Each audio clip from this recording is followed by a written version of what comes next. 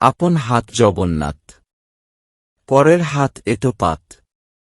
ব্যাখ্যা: শুধু নিজের জিনিসকে ভালো জ্ঞান করা এবং অন্যের সমপর্যায়ের জিনিসকে ঘৃণা করার প্রবণতা বোঝাতে এই প্রবাদ বলা হয়।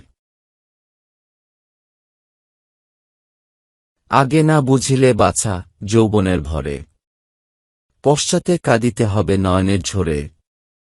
ব্যাখ্যা: সময় থাকতে সাবধান হওয়ার পরামর্শ, কেননা ভুল পথে বেশি দূর চলে গেলে আফসোস করে কান্না করেও কোনো লাভ হয় না। আড়াই করার কাসুন্দি, হাজার কাকের গোল। ব্যাখ্যা: কোথাও যদি যোগানের তুলনায় দাবিদারের সংখ্যা বেশি থাকে, সেই পরিস্থিতি বর্ণনা করতে এই প্রবাদ বলা হয়। আগে আপন সামাল করো, পরে গিয়ে পরকে ধরো। ব্যাখ্যা: কোনো কিছু ঘটলে আমরা সাধারণত তার দায়ভার অন্যের উপর বর্তাতে চেষ্টা করি, কিন্তু সেক্ষেত্রে হয়তো আমাদের নিজেদের দোষ ও কম ছিল না। নিজের দোষটা না জানলে কিন্তু পরবর্তীতে নিজের ভুলের জন্য একই ঘটনার পুনরাবৃত্তি ঘটতে পারে। তাই আগে নিজের দোষ খুঁজে বের করার উপদেশ দিয়ে এই প্রবাদ বলা হয়। অসারের তর্জন গর্জন সার। ব্যাখ্যা: ক্ষমতাহীন ব্যক্তি সাধারণত আস্ফালন বেশি করে। এটা আসলে তার অনেক ক্ষমতা আছে, এটা বোঝানোরই একটা প্রচেষ্টা মাত্র। আপন বুদ্ধি ছিল ভালো, পর বুদ্ধিতে পাগল হল।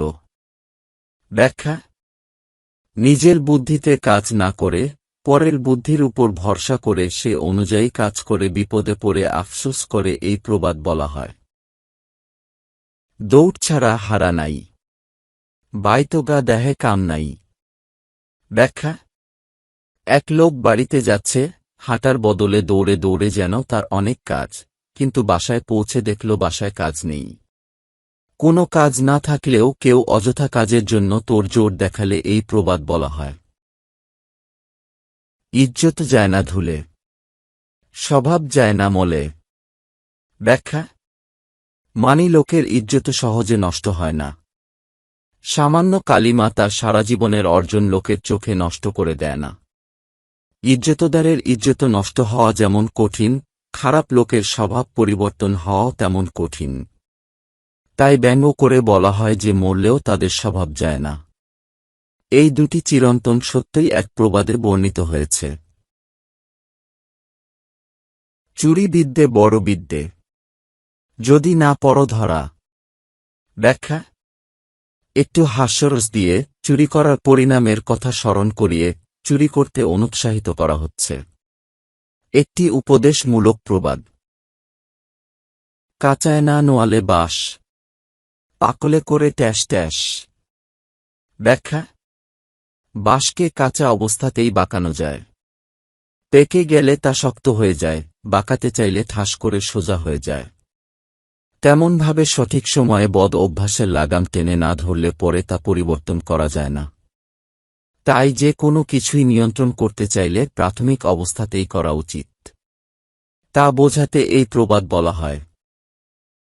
কোলা হওয়ার খবর নাই, হাজমের লগে দোস্তি।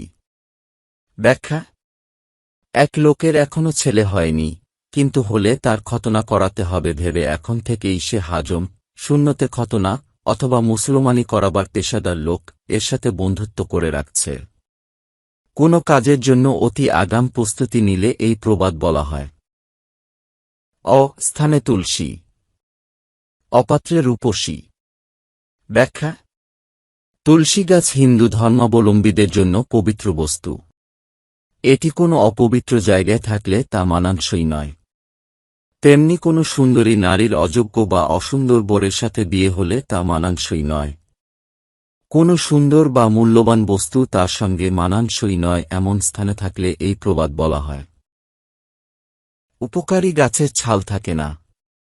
ব্যাখ্যা: যে গাছের ঔষধি গুণ থাকে সবাই তার বাকল নিয়ে যায় খাওয়ার জন্য, ফলে গাছ তার সৌন্দর্য হারায়।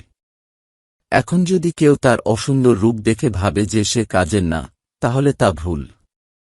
বরঞ্চ দেখা যায় যে সাধারণত অসুন্দর বস্তুগুলোই বেশি কাজের হয়।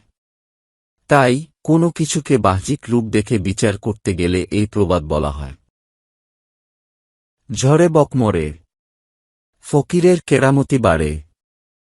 ব্যাখ্যা: এক জায়গায় ঝড়ে আঘাতপ্রাপ্ত হয়ে একটা বক মারা যায়। ওই একই সময় একজন ফকির বক মারার জন্য লোক দেখানো মন্ত্র পড়ছিল।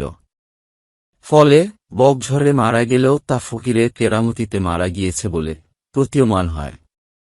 কাকতালীয়ভাবে কেউ কোনো কাজের কৃতিত্ব পেলে এই প্রবাদ বলা হয়। ভাইয়ের শত্রু ভাই, মাছের শত্রু ছাই। ব্যাখ্যা: ভাইয়ের দ্বারা কেউ ক্ষতিগ্রস্ত হলে আফসোস প্রকাশ করতে এই প্রবাদ বলা হয়। হাতি ঘোড়া গেল তল, মশা বলে কত জল। ব্যাখ্যা: কোনো কাজ উদ্ধারে সবল যেখানে ব্যর্থ হয়েছে সেখানে দুর্বল বাহাদুরি করে প্রচেষ্টা দেখাতে গেলে তাকে ব্যঙ্গ করে এই প্রবাদ বলা হয়। আপন বোন ভাত পায় না, শালির তোরে মন্ডা। ব্যাখ্যা: যখন কোনো ব্যাপারে যে ন্যায্য দাবিদার তাকে উপেক্ষা করে বাইরের কাউকে সাহায্য করা হয় তখন তিরস্কার করে এই প্রবাদ বলা হয়। কাজের বেলায় কাজী, কাজ ফুরালে পাজি। ব্যাখ্যা: প্রয়োজনের সময় কাউকে তোষামত করা আর প্রয়োজন শেষ হলে তাকে ভুলে যাওয়া।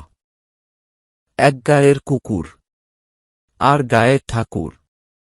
ব্যাখ্যা: কেউ স্থানান্তর করে নিজ পরিচয় লুকিয়ে সাধু সেজে বসলে এই প্রবাদ বলা হয়। আপনি গেলে ঘোল পায় না, চাকরকে পাঠায় দুধের তরে। ব্যাখ্যা: এক লোক আরেক লোকের কাছে অনেক অনুরোধ করেও সামান্য ঘোল ছানা কেটে ফেলার পর দুধের জলীয় অংশ বা মাঠা আদায় করতে পারল না। সেখানে কিছু পরে সে তার চাকরকে পাঠাল একই লোকের কাছ থেকে দুধ চেয়ে আনতে। প্রথম অভিজ্ঞতা দিয়েই তার বোঝা উচিত ছিল যে এক্ষেত্রে কার্যোদ্ধার বৃথা। কেউ কার্যোদ্ধারে যদি এমন কোনো প্রচেষ্টা চালায় যা আগে থেকেই অনুমান করা যায় যে ব্যর্থ হবে তখন তার প্রচেষ্টাকে ব্যঙ্গ করে এই প্রবাদ বলা হয়।